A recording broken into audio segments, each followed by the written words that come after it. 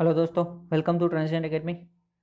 तो friends, MCQ सीरीजમાં આપણે અત્યારે ટ્રાન્સફોર્મર પાર્ટ 1 બરાબર, ટ્રાન્સફોર્મરના એમસીક્યુ અત્યારે આપણે જોશું બરાબર। આની પહેલાના વિડીયોમાં આપણે બેઝિક ઇલેક્ટ્રિકલના 3 વિડીયો જોયેલા બરાબર। નાના નાના વિડીયો 10-15 મિનિટની અંદર આપણે 15-15 એમસીક્યુ અને દાખલા નાના નાના સોલ્વ કરીએ છીએ, જેથી તમને રિવિઝન પણ થઈ જાય ફટાફટ અને પરીક્ષામાં પૂછાયેલા એમસીક્યુ વિશે પણ ખ્યાલ આવે। ઓકે, હવે આપણે ટ્રાન્સફોર્મરની શરૂઆત કરીએ છીએ। 1 બાય 1 આપણે ક્વેશ્ચન જોતા જઈએ।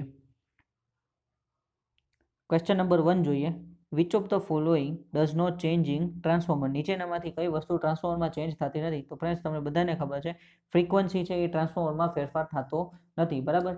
ફ્રીક્વન્સી પ્રાઇમરી અને સેકન્ડરી બાજુ બંને બાજુ સેમ હોય છે, ટ્રાન્સફોર્મરમાં ફ્રીક્વન્સીમાં કોઈ દિવસ ફેરફાર થતો નથી। એટલે which of the following does not change in transformer, option number C આમાં સાચો આન્સર આવશે, ઓપ્શન નંબર સી। ઓકે, આ મોસ્ટ આઈએમપી અને ફેમસ ક્વેશ્ચન છે, ઘણી વખત આવો સિમ્પલ ક્વેશ્ચન પરીક્ષામાં આરામથી પૂછી લે છે। ઓકે, ત્યારબાદ આગળ વધીએ। In a transformer energy is conveyed from, in a transformer energy is conveyed from primary to secondary, ટ્રાન્સફોર્મરમાં એનર્જી પ્રાઇમરીથી સેકન્ડરીમાં કેવી રીતના ટ્રાન્સફર થાય છે એના વિશે ક્વેશ્ચન પૂછેલો છે। તો અહીં આન્સર આવશે question number C, by the flux. Okay, sorry, option number C, by the flux. ટ્રાન્સફોર્મરમાં પ્રાઇમરીથી સેકન્ડરી આપણી એનર્જી ફ્લક્સ દ્વારા ટ્રાન્સફર થાય છે। ઓકે, ક્વેશ્ચન નંબર સી આપણો, ઓપ્શન નંબર સી આપણો આન્સર થશે બરાબર। ત્યારબાદ આગળ વધીએ। Question number 3, a transformer core is laminated to, ટ્રાન્સફોર્મરની કોર આપણે શું કામ લેમિનેટ કરવામાં આવે છે? તો ફ્રેન્ડ્સ, અહીંયા ખાસ ધ્યાન રાખજો, લોસીસમાંથી ક્વેશ્ચન પૂછવાનો છે, તો reduce eddy current loss, option number B આપણો રાઈટ આન્સર થશે બરાબર। આ સિરીઝમાં આપણે સાવ ટ્રાન્સફોર્મરના બેઝિક એમસીક્યુ લીધેલા છે, જે મતલબ તમને આવડતા હોય, અથવા એના વિશે હું એક એવી વાતું કોઈ તમને જણાવીશ કે જેથી તમને વધારે ખ્યાલ આવી શકે। Okay, transformer core is laminated to reduce eddy current loss, eddy current loss ઓછો કરવા માટે આપણે ટ્રાન્સફોર્મરમાં લેમિનેશનનો ઉપયોગ કરીએ છીએ બરાબર, અને હિસ્ટેરિસિસ લોસ ઓછો કરવા માટે આપણે સિલિકોન સ્ટીલનો ઉપયોગ કરીએ છીએ। ઓકે, ત્યારબાદ આગળ વધીએ। Question number 4, the path of magnetic flux in a transformer should have, magnetic ફ્લક્સનો પાથ કેવો હોવો જોઈએ? તો ફ્રેન્ડ્સ, અહીંયા ખાસ ધ્યાન રાખજો, ઘણી વખત આ ક્વેશ્ચનમાં ભૂલ થઈ જાય છે। જો મેગ્નેટિક ફ્લક્સ છે, હવે કોઈ પણ આપણી ઇલેક્ટ્રિક સર્કિટ હોય ને, તો એમાં કરંટ ફ્લો થાય બરાબર, કરંટ ફ્લો થાય છે, તો એનો ઓપોઝ કોણ કરે છે કરંટનો? તો કે રેઝિસ્ટન્સ બરાબર, કરંટના ફ્લો થવાનો ઓપોઝ રેઝિસ્ટન્સ કરે છે। ત્યારે અહીંયા મેગ્નેટિક સર્કિટની અંદર મેગ્નેટિક ફ્લક્સનો ઓપોઝ કરે છે રિલક્ટન્સ બરાબર, પણ આપણે અહીંયા ટ્રાન્સફોર્મરમાં મેગ્નેટિક ફ્લક્સ દ્વારા એનર્જીને ટ્રાન્સફોર્મ કરવાની છે બરાબર। તો અહીંયા આપણે આન્સર આવશે ઓપ્શન નંબર ડી, લો રિલક્ટન્સ હોવું જોઈએ। આપણી જે મેગ્નેટિક ટ્રાન્સફોર્મરનું જે પાથ હોવો જોઈએ મેગ્નેટિક ફ્લક્સનો, એ લો રિલક્ટન્સ હોય તો જ આપણું મેગ્નેટિક ફ્લક્સ સહેલાઈથી પ્રાઇમરીથી સેકન્ડરી બાજુ ટ્રાન્સફર થઈ શકશે। ઓકે, એટલે લો રિલક્ટન્સ, આટલું ખાસ ધ્યાન રાખવાનું છે, લો રિલક્ટન્સ હોવો જોઈએ, કારણ કે જેમ રિલક્ટન્સ ઓછું તેમ જ આપણું મેગ્નેટિક ફ્લક્સ વધારે ફ્લો થઈ શકશે। ઓકે, ત્યારબાદ ક્વેશ્ચન નંબર 5 તરફ આગળ વધીએ। No load on a transformer is carried out to determine, no load on a transformer is carried out to determine બરાબર, મેગ્નેટાઇઝિંગ કરંટ એન્ડ લોસ બરાબર, ઓપ્શન નંબર સી અહીંયા આપણો સાચો આન્સર થશે, magnetising current and loss. No load on transformer is carried out to determine, no load હોય ત્યારે ટ્રાન્સફોર્મરમાં ખાલી મેગ્નેટાઇઝિંગ કરંટ ફ્લો થાય છે અને લોસ હોય છે। ઓકે, ઓપ્શન નંબર સી આપણો સાચો આન્સર થશે। ત્યારબાદ ક્વેશ્ચન નંબર સી તરફ જઈએ। Question number 6, Sumpner test is conducted on transformer to determine, બહુ ફેમસ ક્વેશ્ચન છે, આ પરીક્ષામાં ઘણી વખત પૂછાય છે। સંપનર ટેસ્ટ શેના માટે કરવામાં આવે છે? તો ટુ ડિટરમાઇન ટેમ્પરેચર બરાબર, ટેમ્પરેચર જાણવા માટે આપણે સંપનર ટેસ્ટનો ઉપયોગ કરીએ છીએ, આનું બીજું નામ બેક ટુ બેક ટેસ્ટ પણ કહેવામાં આવે છે। Okay, Sumpner test, option number A સાચો આન્સર છે। Question number 7, the efficiency of transformer will be maximum when બરાબર, આની પહેલાના એક વિડીયોમાં આપણે આ ક્વેશ્ચન જોઈ લીધો હતો બરાબર। ટ્રાન્સફોર્મરની એફિશિયન્સી ક્યારે મેક્સિમમ હશે? જ્યારે copper loss is equal to iron loss, option number D સાચો આન્સર છે બરાબર। કોપર લોસ બરાબર આયરન લોસ, યાદ રાખજો, કોપર લોસ બરાબર આયરન લોસ, અહીંયા એડી કરંટ લોસ ને કોપર લોસ એ રીતના ન થવું જોઈએ, અથવા હિસ્ટેરિસિસ લોસ બરાબર eddy current loss, option number D copper loss is equal to iron loss બરાબર, ત્યારે આપણી ટ્રાન્સફોર્મરની એફિશિયન્સી મેક્સિમમ મળશે બરાબર। ત્યારબાદ question number 8, which of the following is not a part of transformer installation, નીચેનામાંથી કઈ વસ્તુ ટ્રાન્સફોર્મર ઇન્સ્ટોલેશનનો પાર્ટ નથી બરાબર? તો કન્ઝર્વેટર છે, બ્રીધર છે, બુકોલ્સ રિલે છે, એક્સાઇટર નથી.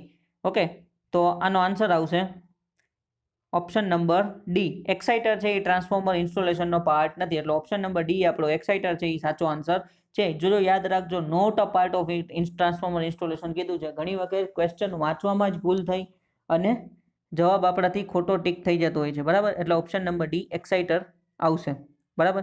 ત્યારબાદ આગળ વધીએ. Question number 9.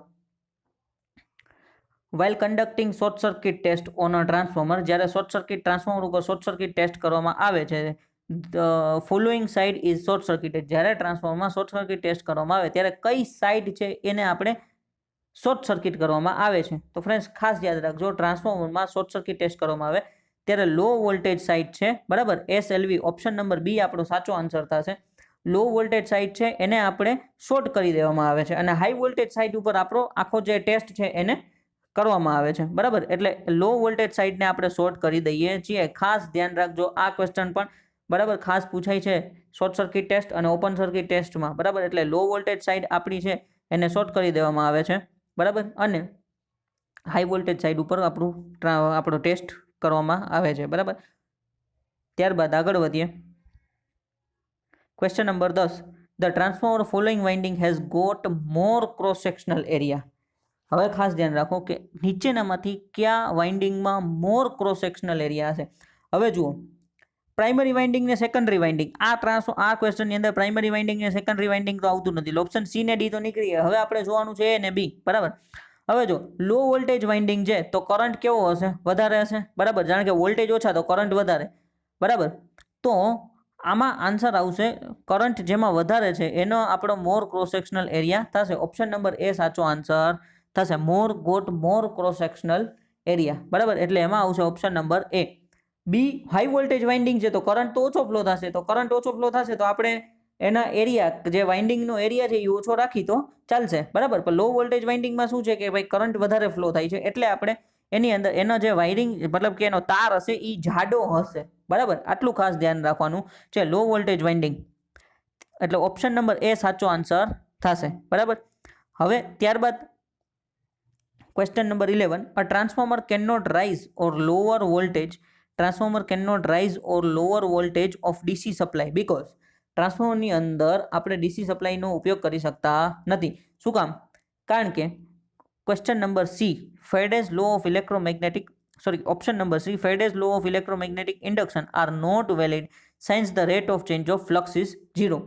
બરાબર. ફેરેડેનો નિયમ એવું કહે છે કે induction are not valid since rate of change of flux is 0. કારણ કે ડીસીની અંદર તમે સમજો કે ડીસીની અંદર ફ્લક્સ છે એ આવો કોન્સ્ટન્ટ રહેશે. ડીસી કરંટથી ફ્લક્સ તો ઉત્પન્ન થશે પણ એ ફ્લક્સ કેવો હશે? કોન્સ્ટન્ટ હશે.